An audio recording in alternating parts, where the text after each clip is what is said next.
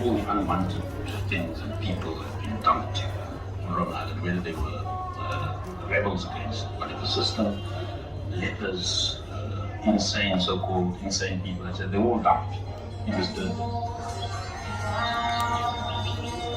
The first people who were arrested and kept from medical treatment, that is prisoners from the African continent, where it was called.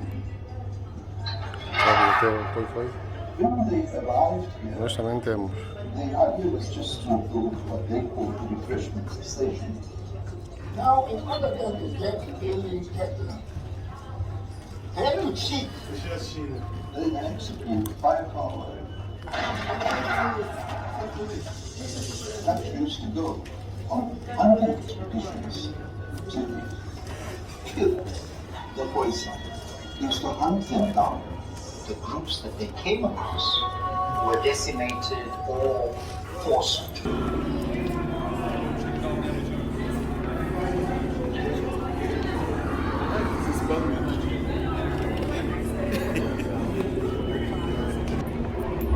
Hello YouTube, this is your man Mukbinua Mukbinat. You already know what it is.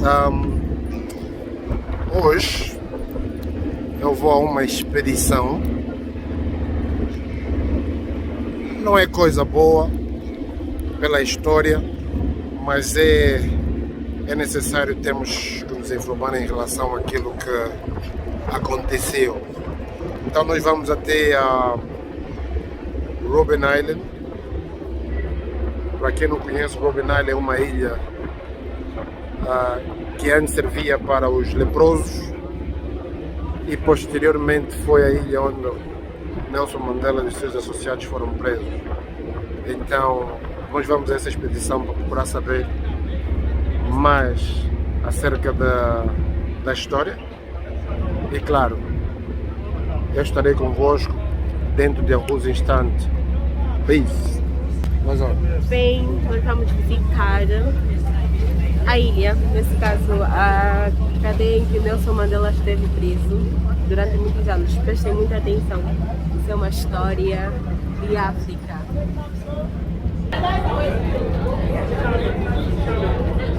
Então é assim, nós estamos no catamarã, não é? É o transporte que nos leva até a ilha.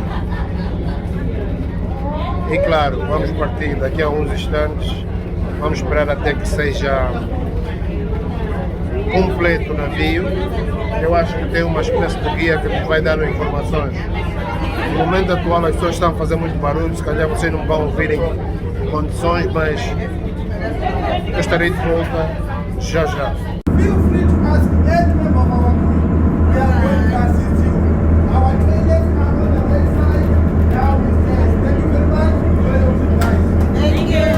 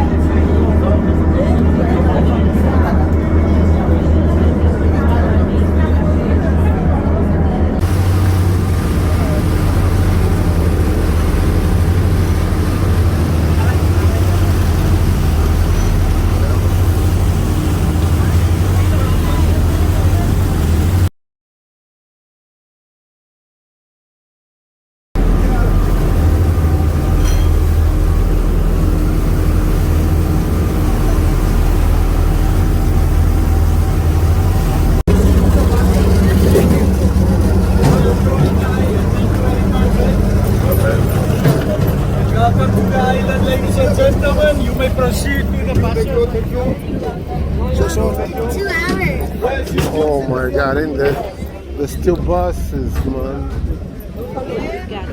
Peace to the family. Here we are once again. Woo! Yebo. Vamos aqui à frente.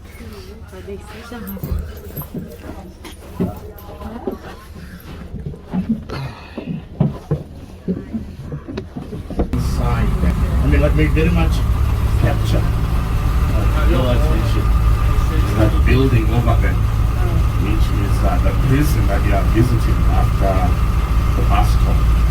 This is the one that was built by the early 60s groups of prisoners. It took them about 2 years to complete this prison. By the end of 1964, all prisoners were moved from the old one to this one. But before they actually built the prison, prisoners had to start by removing gravestones on that area. It used to be a very large grave site. In fact, from where that prison is going further down to the right-hand side, if not hundreds, there's thousands of graves here. I mean, if you may continue looking to the right-hand side, you should by now start noticing what's left of these graves, which are a couple of scattered and broken tombstones all around the area. They go further down to your right-hand side. Now, ladies and gentlemen, graves that you find on this part of this island takes us back to a time, in fact, one of many times in our history as human beings, when the world was, attacked by a disease known as leprosy. Yes, Robben Island was once a leper colony. It was actually between 1846 and 1931 when those who suffered from leprosy in this part of the world were sent to this island. So all of those who died then as patients on this island, this is where they were buried. Right on their arrival to this island, these patients, they were subjected to divisions. In fact, they used to be divided according to race and gender. Now, the reason they were divided according to gender was very much the fear that by any chance, one who suffers from leprosy may conceive a baby. A baby might carry the disease, continuing legacy of leprosy. With those segregations, according to Robben Island's records, those who suffered from leprosy on this island did find a way of having up to 21 babies during their time here. Tell you, where there's a man, there's a way here. Yes. An amazing discovery was made out of that. It turns out that leprosy cannot be transmitted from mother to a child during birth. Apparently, none of those babies carried leprosy. But the unfortunate thing was, right after birth, they subjected babies to medical researches, using them as guinea pigs to try and understand the disease better. But according to the records, eventually babies were sent off the island to the mainland. Otherwise, that's whose graves you find on this part of the side.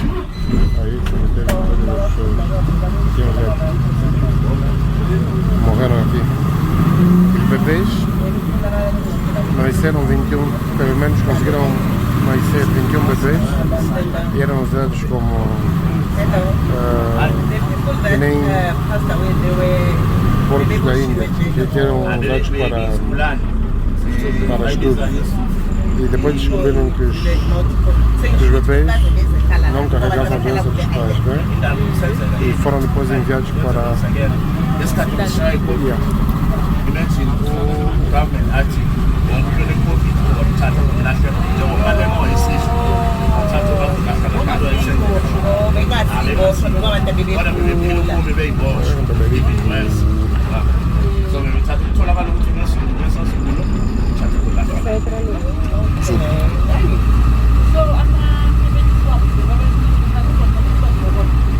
Question came up, ladies and gentlemen, were leprosy patients actually visited by their relatives in the initial days, early days?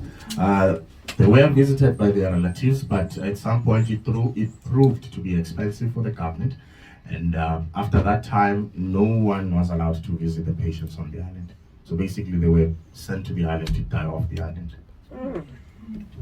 But ladies and gentlemen, if you may take a look to our left-hand side here, what is interesting about this site, now these kennels here, I know they give out an impression of prison cells, right? Mm-hmm. These are dog kennels. They were in fact built in the late 1970s, which was part of security enhancement, which apparently came as a necessity at the time.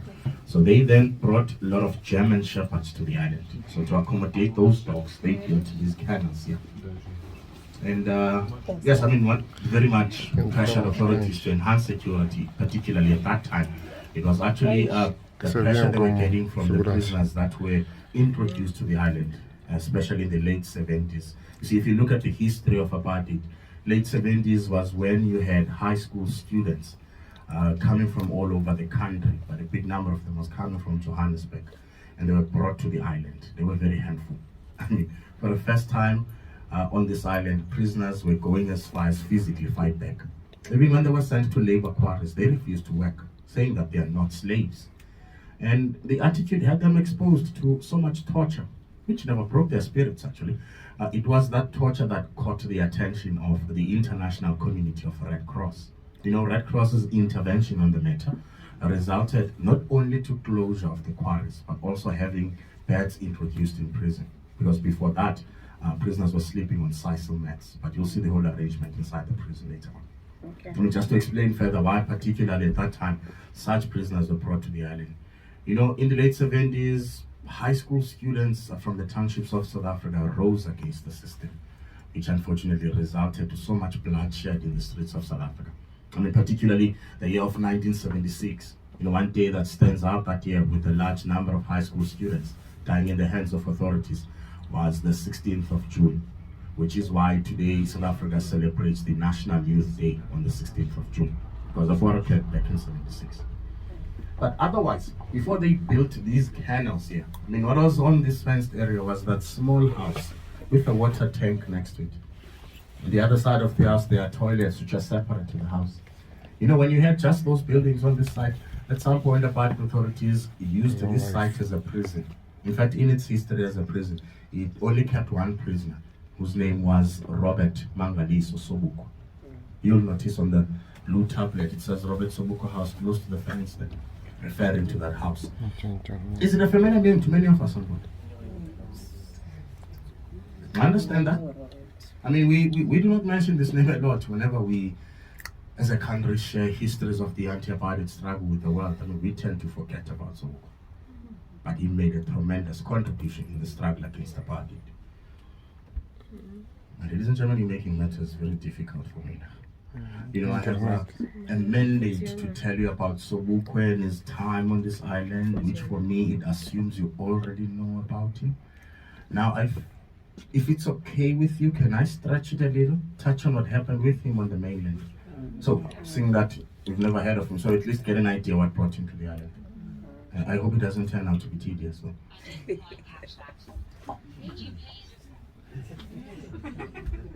That is definitely not where Sobukwe comes from. Okay, and yeah, let's start at the beginning of his life, actually. You know, he was born and raised in an area called Graaff-Reinet, which is located in the eastern part of South Africa. You know, he was born on the 5th of December in 1924. Coincidentally, Nelson Mandela passed away on the 5th of December. Well, Robert Sobukwe, like many of the anti-apartheid struggle leaders, he graduated from the University of Fort Hare, which under apartheid administration, it was very much known as a blacks university. He in fact enrolled at Fort Hare in 1947, and that was the year he made his impact in political activism when he established a student movement at that university, which he became the first president of. After his graduation in 1949, I mean, with his academic results, he attracted so much work in the teaching field. But the ultimate job he held was when he was employed by the University of Witwatersrand, back then known as a white university in South Africa. In fact, he made history by being the first black person to perform duties of a lecturer in the history of that university. But, you know, because of the unfortunate political circumstances at the time, I mean, such a job title was not granted to him. You know, he carried a job title of a junior language assistant as he lectured in linguistics. And by then, he was politically active in the capacity of the ANC, which is the current governing organization in South Africa. But by 1957, I mean, the differences in the struggle against apartheid then resulted to the ANC having a breakaway. And Sobukwe was amongst the members who broke away. They went and established a Congress that they named PAC, which is an abbreviation for Pan-Africanist Congress. And now they launched PAC in 1959. He was then identified as the first president of the PAC, which immediately became one of the two largest organizations against apartheid. And of course, if you look at the history of apartheid, in the late 1950s, that's when the anti-apartheid struggle was suffocating. You know, they were lacking so much resources, support, and they were dealing with a regime that was at the peak of its strength at the time. So the only hope they had to further the struggle was by getting support from beyond the borders of South Africa. Unfortunately for them, the world at the time knew very little to nothing about apartheid. I mean, unlike today, back then, what you could not just tweet and the whole world finds out what's going on in the country. Now, there were a lot of attempts to expose apartheid to the world done in the late 50s up to the early 60s, but one that became effective was a concept designed by Sobukwe. He actually designed a campaign, an anti-pass campaign, which he directed against a booklet that was notoriously known in South Africa as Dom Pass. Okay, let me tell you what Dom Pass was. In fact, the term Dom Pass is an Afrikaans term. Translate the term to English, it means a stupid booklet. You see, in the midst of apartheid, being declared black over the age of 16 in South Africa meant owning a stupid booklet. You had to take it with you wherever you went. I mean, police had a right to stop you on the streets and ask you for it. In fact, what they loved doing the most was to kick down doors in the middle of the night to the townships, waking up people, demanding this booklet. Not having it with you was breaking the law. I mean, if you had it with an expired permit on it, that was also breaking the law. Let me elaborate on permits. I mean, they were there to give black people access to areas such as town areas, suburbs. I mean, those were the days in South Africa, the legal hours to have a black person in a town area or a suburb were the hours between 6 in the morning and 6 in the evening. Ideal to perform labor. Now, in between those labor hours, you had a limited time, which was determined by the permit.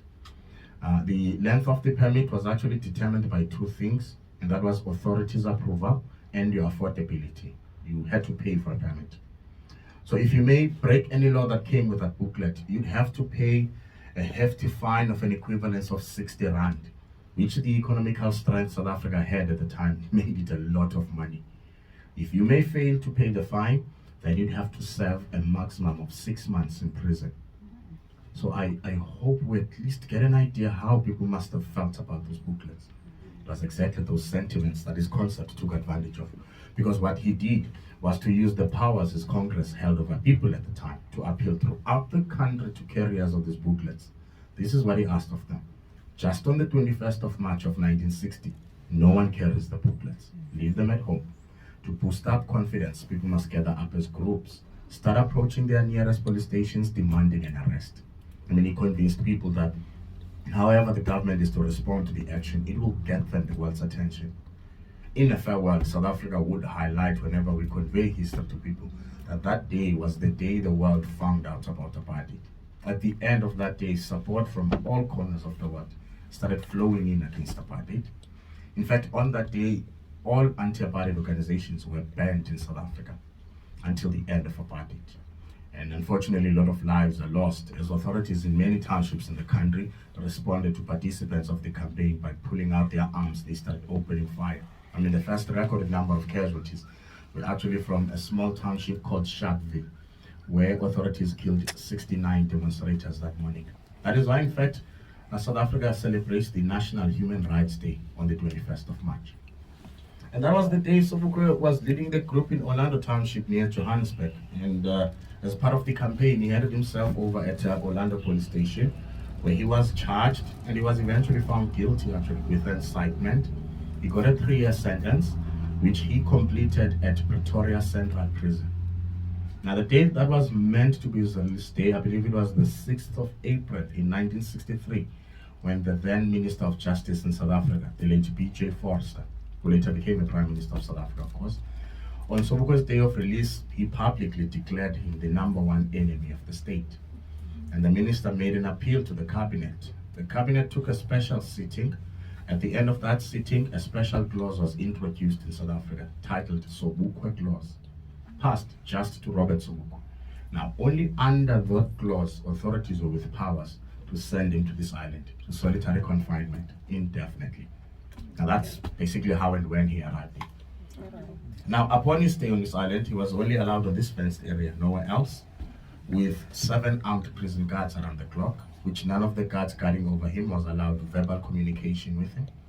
Not just anyone was allowed contact with him. In fact, his children, they started allowing them to visit him after 4 years of being on the island in 1967, which was a result of pressure from the international community, of course. Members of the media did visit him. I mean, I had an honor of asking few questions to one of the journalists who used to visit him when he was here. His name is Benjamin Paul Grant. You know, Paul Grant wrote a book based on Sobukwe's life. which he titled, How Can Men Die Better? Not saying go buy his book, but just before taking the ferry at the harbor, you can visit the Curo shop there. Even if you're not going to buy the book, you are still allowed, to peruse through the pages of it. See if I maybe left something out that you might want to know about Sobukwe. It's titled, How Can Men Die Better? Other than those people, not just anyone was allowed contact with him. From time to time, you'd have prisoners marching past here to labor sites. If by chance they see him outside, what they would do was to wave at him as they pass, to which he responded by scooping up a handful of soil. He would lift it up in the air and let that soil filter through his fingers. The gesture means, we are the sons of the soil of Africa. Fight until the last land of Africa is free. He spent 6 years of his life under those conditions on this fenced area. He was moved when he fell ill in 1969 to Grooteskier Hospital in Cape Town, where he was then diagnosed with lung cancer. But after he was discharged, same year 1969, he was sent to a town he had never been to before called Kimberley. And in Kimberley, he was kept under house arrest in the township called Khalishiwe. That's where he lived his last 9 years of his life, under house arrest. He died on the 27th of February in 1978 at the age of 53 years, full-blown cancer. Then only he was sent back to where he was born, and that is where he remains buried. And of course, upon his death, he left his wife, Veronica Zodwa Sobukwe, with 4 children. But in about 2 months after his death, unfortunately, one of their children passed away as well. In fact, according to Veronica, when I interviewed her, it was then when she decided she could not take it anymore in this country. She decided to find ways of smuggling a family out of South Africa. That's when 2 of their children ended up in Lesotho with family friends. Veronica, with 1 child, ended up in Swaziland, and they continued struggling in those countries.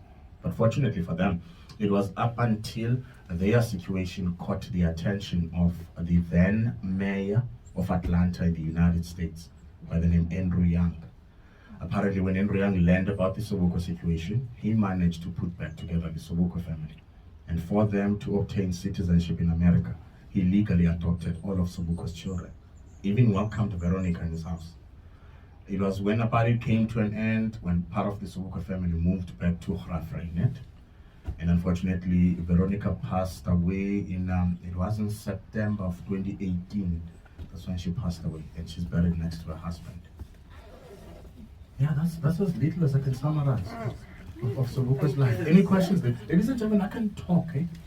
Don't feel like interrupting me. Yes, on the geological map of this island, of which apartheid prisoners labored 3 of them. Just 1 they started from scratch. Rest of them, including this one, takes us as far back as slavery period. They were initially excavated by slaves. Okay, ladies and gentlemen, I'm kind of noticing those of us sitting at the back are struggling to get a good view of the quarry.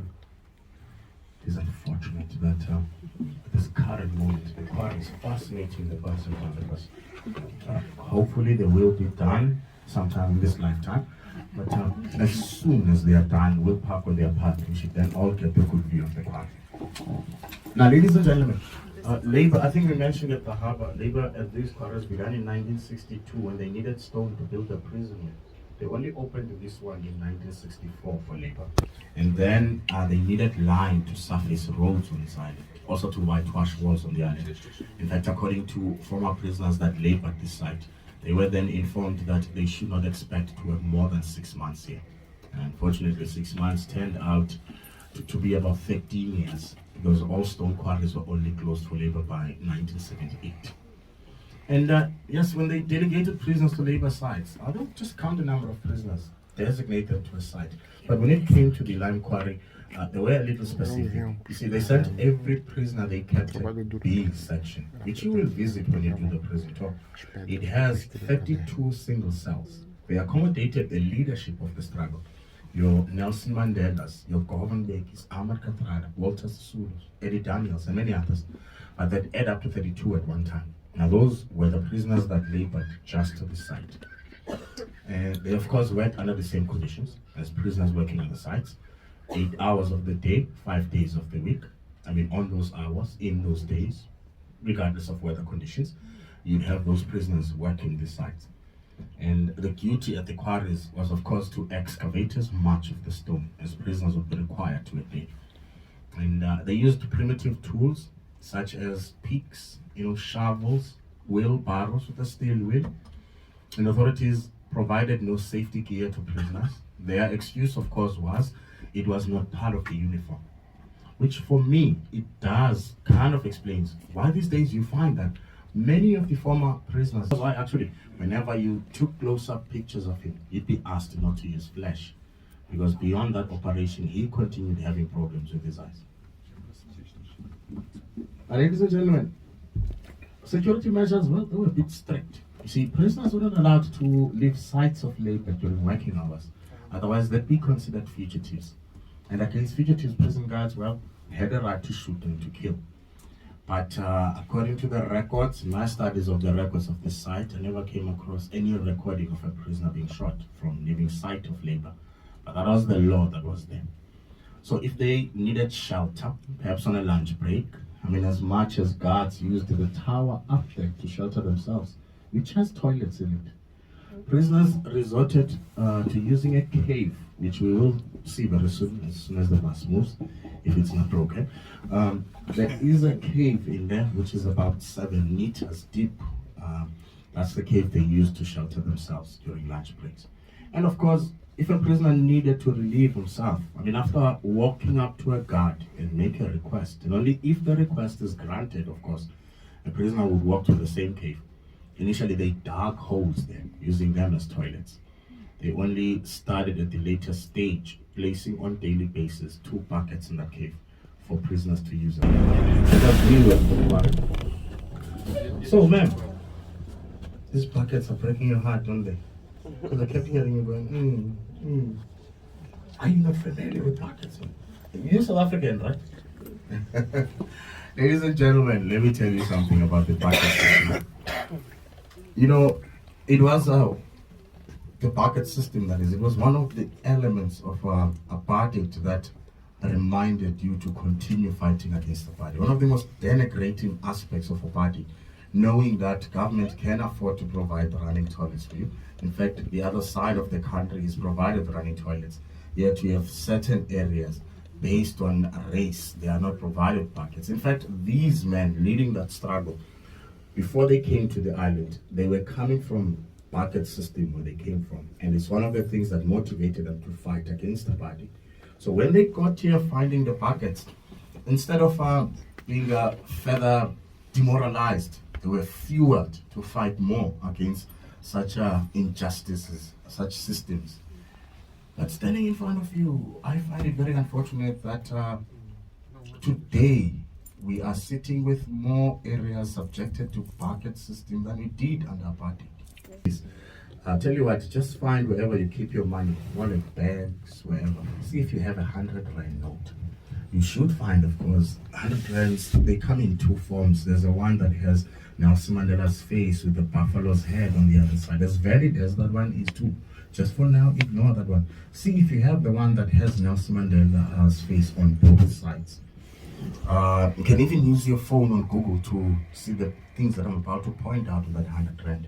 But you will notice on the side where Nelson Mandela looks younger, he's actually dressed on a Xhosa attire. In fact, the picture was taken on a day he was sentenced to a life sentence and was sent to Robben Island. You'll notice he has a nice, thick, dark afro in that picture. Almost as nice as mine, actually. And next to that handsome-looking Mandela, you'll notice they highlighted a heap of stones. Basically, on that 100 rand note, what you'll be getting behind Nelson Mandela's face is this view over here. This is the view. Even the cave on that 100 rand next to his eye appears there. And the stones that are highlighted next to his face, should notice them right at the entrance of the quarry there. At the bottom of that 100 rand there, it's written Isivivane. Now that's the term that was that heap of stones, the whole concept is referred to as. It was decided to call them Isivivane. The term Isivivane derives from Budi languages. Translating the term to English, it should mean monument of remembrance. It was in fact on the 11th of February 1995, the day Nelson Mandela was completing 5 years as a free man, and he was already the president of South Africa.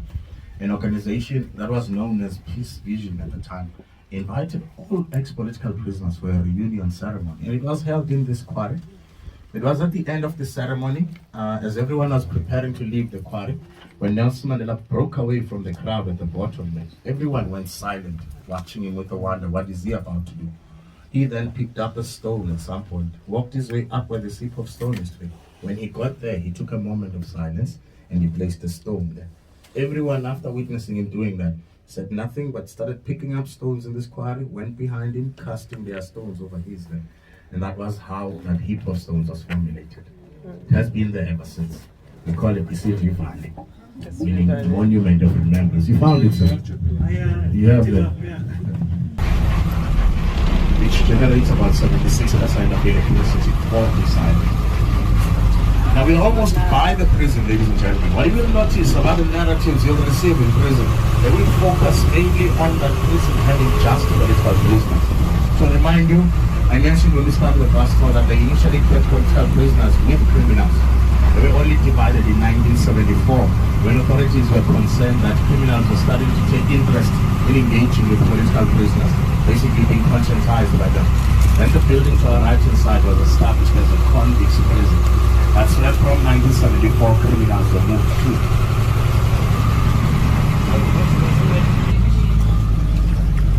This is the Church of the Good Shepherd, one of two churches that are on the island. We saw the other one. Now this one was built in 1895 for those who suffered from leprosy. It is today owned by the Anglican Church of South Africa. You know, that makes it the only privately owned property on this island, which in fact is one of the reasons why it still stands today. Because it was built for those who suffered from leprosy. And when they closed Robben Island as a leper colony in 1931, I mean, as much as Germans had found a cure for leprosy, but yeah, fears of contamination were still there.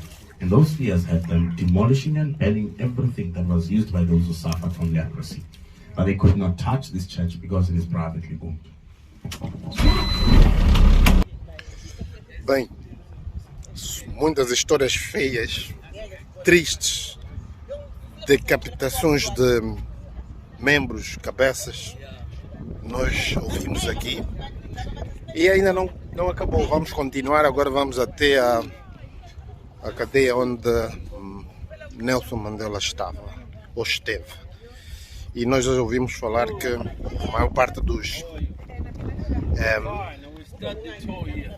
prisioneiros aqui tiveram problemas relacionados aos pulmões, assim como aconteceu com Nelson Mandela. Então vamos ouvir aqui da parte das pessoas que nos vai contar parte da história, não é?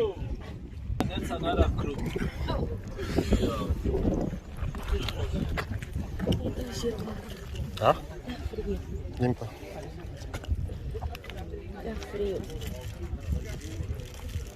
Good afternoon. Good afternoon.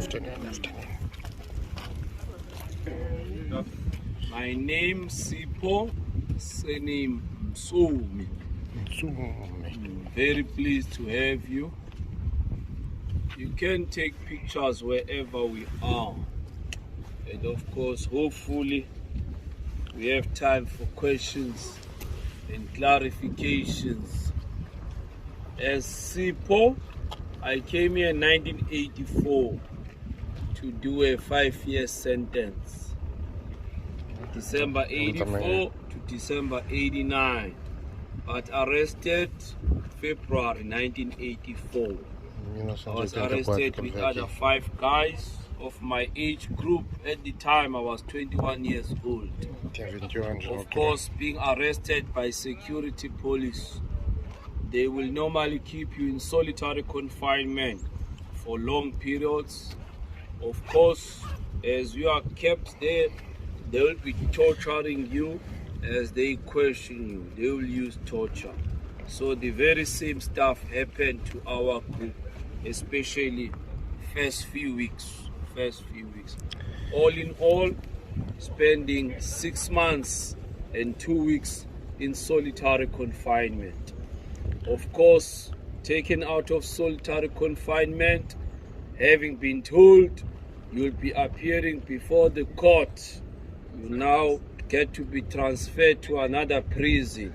So as they take you out of solitary confinement, transferring you to a prison that is closer to the courts, you will then believe and think that the threat of torture or possibly even being tortured to death that is behind you is never going to happen now, because you are in the hands of the courts.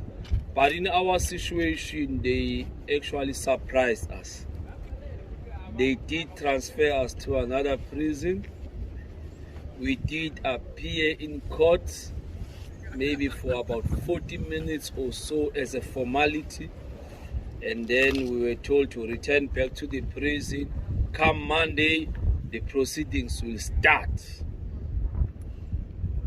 Saturday, before that Monday, Saturday, 2 days before Monday, security police came to that prison, taking one guy from our group by force. We had to fight with them, trying to protect this guy. But they did not take him far away out of this area. They took him to the next cell, right here, only separated by one wall. We could hear them talking to him, we could hear his voice, but suddenly he was screaming, and you could tell, this is not an ordinary scream, this guy is in big trouble. The screaming did not take too long, maybe a minute or so. After that, quiet. They killed him right there. They killed him right there. After about 2 hours or so, people from the mortuary were coming to the same cell, coming to collect him as a dead person. Of course, Monday, 2 days later, we appeared in court. The court case went on for a few months. December 84, we were then sentenced. I was given 5 years. To familiarize you with the area, that one is the electricity power station of Robben Island, powered by diesel, not connected to the mainland. But when there is a problem, there is an electricity outage, you have the generators in this small structure here. Generators that will kick in within 2-3 seconds, so that they bring the lights on those towers up there, the lights in the prison, as well as the lights at the harbor.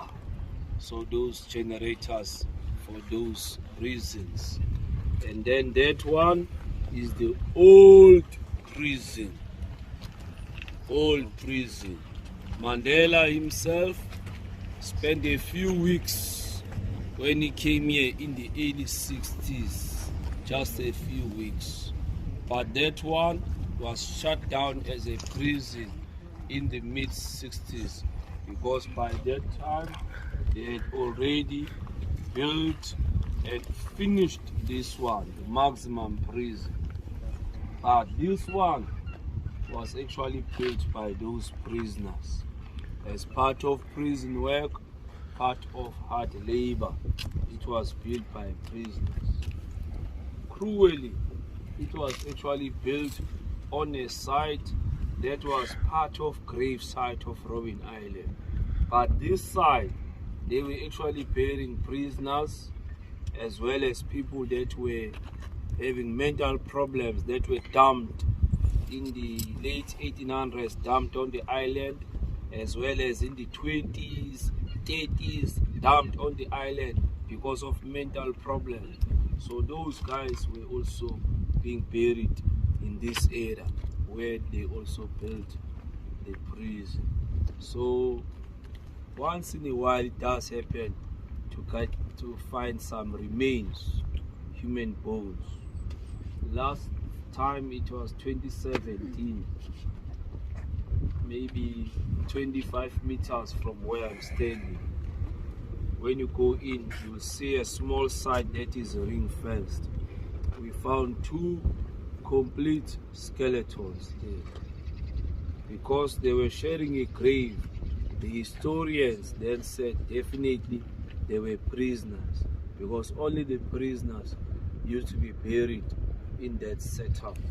But after the Second World War, there were no more bearing prisoners on the island. They started bearing prisoners secretly on the mainland. Walanga Cemetery, Stekland Cemetery, and Kukuletu Cemetery. Now I'm talking about 80s, 70s, and 60s. Even then, sometimes 2 people in one grave, sometimes 3 in one grave. And then this side, around 6:45 in the morning, Mondays to Fridays, as prisoners. Diet B for our colors and Asians. Diet C, black guys like myself. Diet B, diet C, poor diet. Poor diet. You may think, okay, B is close to A, maybe it's better now because poor diet. And that will also apply with your uniforms. Set A uniforms for white prisoners. Set B, colors, Asians. Set C and so on. It's not as good as set A uniforms. But in Robben Island, of course, eventually demanding proper clothing and so on, and better food, eventually we were all lumped together under category B.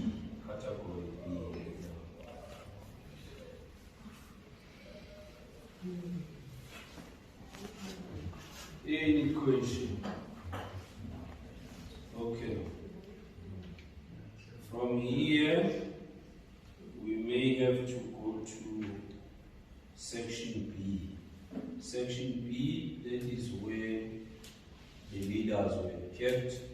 That is where we also see Mr. Mandela's cell, where he was kept with other leaders. Now, there were other leaders like Jeff Masemula, Harry Kwala, Toivu, Lalu Chiba, Swaledi, Langeni, Nephi Alexandra, Met Maharaj, there were so many. Kavumbi, father of President Kavumbi, all those were leaders here. In general, the impression that we all have, Mandela, the big senior leader, that's very true. But when you also listen to him, he will also tell you, in the prison, I was amongst some of the best leaders of our time, and that is very, very true. As much as he was influential, mentoring other prisoners, doing a bit of teaching with other prisoners, he was also receiving the same from these leaders. He also had to be guided in some of the things, mentored and taught in some of the things taught by these leaders. So he was not alone. He was some of the top leaders in that area. For me, probably that was the biggest benefit of being kept in Robben Island, where literally every day you'll feel like you are in an academic institution of some sort. You are just learning every single day. You are learning. Even as we do our prison work, these prisoners will talk. Yes, guards don't want you to talk most of the time. They want you to do the prison work, but the prisoners will talk. Talk politics, they talk sports, they talk science, they talk all kinds of stuff. So at least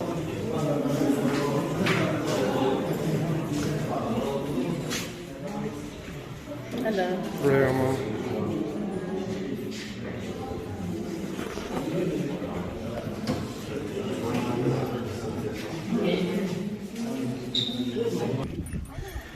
Bem, nós vamos em direção à secção C, onde os líderes, incluindo Nelson Mandela, esteve.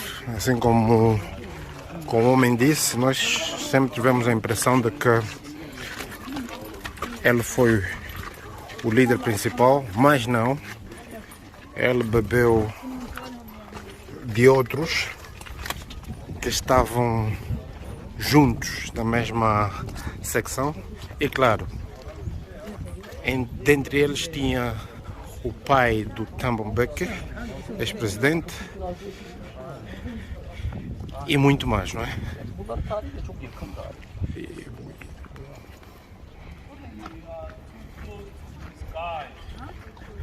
We are also going to the same area. So once we are there, at least you must not be confused and then you end up joining another group. We are going to the same area though. Kind of single cells were for punishment.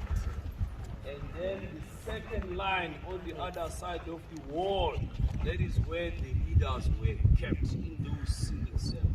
But these ones that were used for punishment will be kept there as a form of punishment for a few days, or 1 week, 2 weeks, 3 weeks, that kind of thing. Breaking prison rules if they feel we have broken the rules, maybe refusing to work, or refusing to take instructions, or not finishing your work, or stealing the newspapers of the cars. You know, those small transgressions will keep you here. But when they keep you in solitary confinement, they starve you here.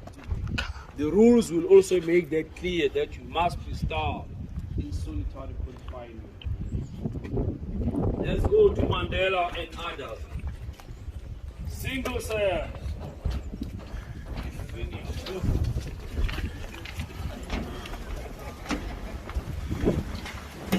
Wow.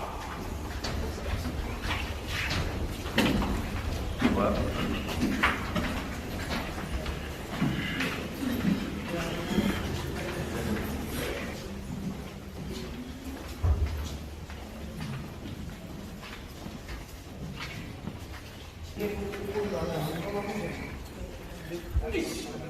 Sorry.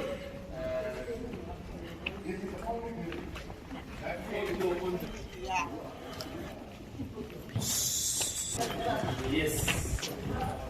Fourth door on the right, Mandela said. Yeah, boy. Prepare your cell phones and cameras. Fourth door on the right, Mandela. Quarta porta à direita, cela do Mandela.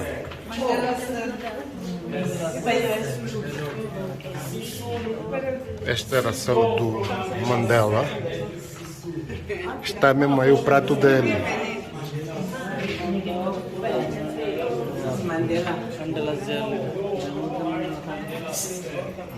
Cela do Mandela. Os seus pertences. Moving forward, nice and smooth. Fourth door on the right, Mandela.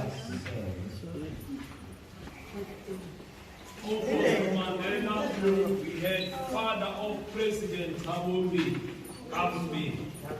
Opposite Mandela. Which one? There is a bucket in the Mandela cell. The reason we show you that bucket is because in the Cela do single cells, pai do Thabo Mbeki. prisoners were using buckets as toilets. In the single cells, you have your bucket that you have to use as your toilet. You wash it yourself, empty it yourself every morning. Era o balneário. O bumbum era feito naquele balde. They were also sleeping on the floor up until the late 70s. After 79, even small beds, small single beds. Take pictures as we go forward. About to finish, about to be released. It's a fair square. Oh, It's okay. yeah. There you go. Yes. You just had to use a bucket, the bucket that is in Mandela's cell. Yes. Okay, you can wait there. Yeah, you can wait there. Don't panic, the boat will not leave you behind. The boat will not leave you behind. Those are Robben Island boats. Now, we are finishing. We are going to the harbor. The door right here at the back. On the road, you turn left. First right, you go down to the harbor. You'll actually see a big gun. At that big gun, which is pointing at the harbor, you turn right, you go down to the harbor. Otherwise, thank you all for visiting Robben Island and allowing me to take you around. All highly appreciated.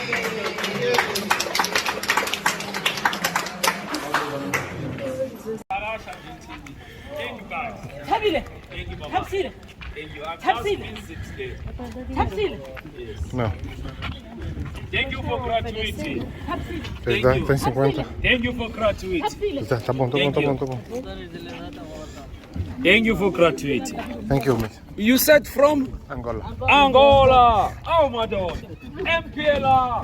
Thank you.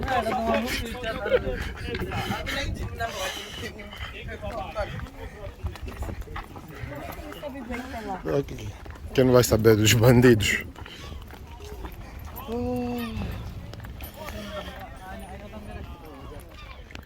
Pois é, pessoal, e aí assim foi o final de mais uma visita. Esta é a cadeia de Robben Island, lugar onde Mandela e os outros líderes estiveram. História triste. E pronto, como vocês sabem, acabamos mais uma visita e agora vamos para um outro local. Não me explica nada, a Priscila não vê o porquê. Ele está a rir sozinho, a pessoa não consegue rir. Vamos a sair agora. Eu não posso estragar o vídeo. Não tá a rir, tipo, todos estão a rir e eu nada. Eu não posso estragar o vídeo enquanto... Não gostei, não gostei nada. E não entender nada. De volta ao catamarã, de volta a mainland. Vamos sair da ilha. Ilha muito De volta boa. a mainland.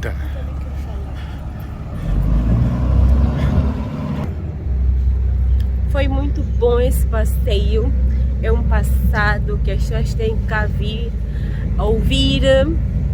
Muito bom saber da história de África, visto que Nelson Mandela foi um líder que também impulsionou outros líderes africanos a lutarem pela nossa independência, a lutarem pelos nossos direitos, pela nossa raça. Então não se esqueça, sempre que venha à cidade de Cabo, venham a esta ilha maravilhosa. A raça, você tem raça, você é de que raça? Raça negra. Raça negra. Pois é, pessoal, como podem ver, esses são os primeiros prisioneiros a chegarem a Robben Island em 1962, não é? As camas daquele tempo não na cadeia, em Full HD, mas quando vocês conseguem ver pelos navios, ou pelos caminhos das jangadas a trazer os primeiros barcos, ou seja, os primeiros presos, em 1962, né?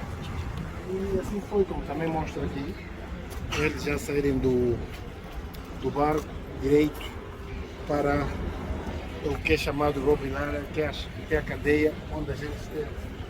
E aqui eles em fila a se direcionarem para Robben Island. Como se pode ver, ainda tem o Dudu faz tudo aqui, né? O Volkswagen naquele tempo. Então eu vou pôr o vídeo junto para depois ter que fazer passar para vocês no YouTube. Vou logo para vocês. Vou comer uma mopinada. Peace. Bora.